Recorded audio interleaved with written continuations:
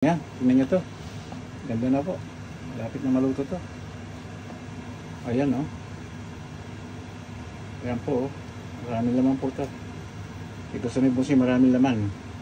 Siguro itong ginawa ko 2 basong pan po, kaya marami siya. 10 na itong lagayan ko. 2 basong munggo, binabad ko muna ng overnight. Mas maganda po para mabilis sa umaga kung lutuin nyo sa umaga. Kagabi pa lang ibabad nyo. Kunting pakulo lang, malambot na po. Yan. Tawag dito sa ano munggo, or lentil sabi nila.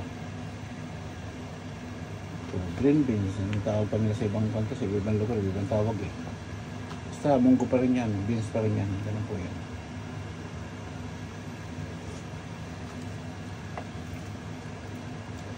Kita nyo po, ang ganda na oh. Yan. Ganyan po oh. Yan. Tulo na po yan. Maglagay tayo ng konting salt po ha. Malit lang ilagay natin oh. Yan oh. 1/4 lang.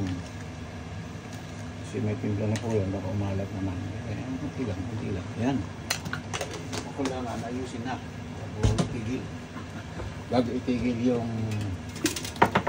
luto. Sugar po.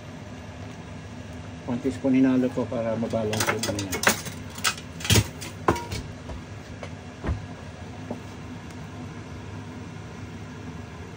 Yan po kaibigan.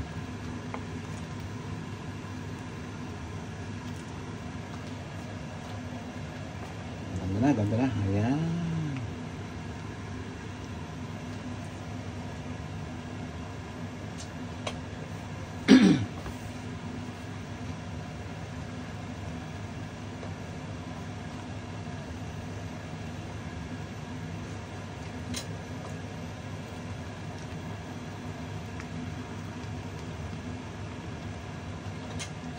Kita niyo po.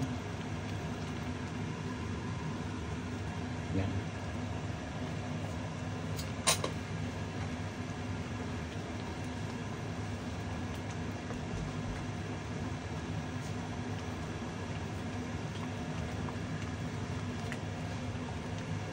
Natin ng konting ano po pinaka sibuyas. Hinati ko lang muna. Bigyan ng sibuyas mo lang para mabango siya pag naluto po. Lalo pa yung nalutats na kayo itong bagay. Kung lahat ng klaseng gulay pwedeng halo po rito, kaya lang alam mo mga bata minsan pag may gulay pinatabi-tabi lang. Nag-find out ko itong shallot yung dahon ng sibuyas na green, mabango siya, lalo mabango siya at masarap yung munggo nyo. Sa yung kanin nyo. Kain na po tayo. Magandang tanghali muli sa ating lahat po.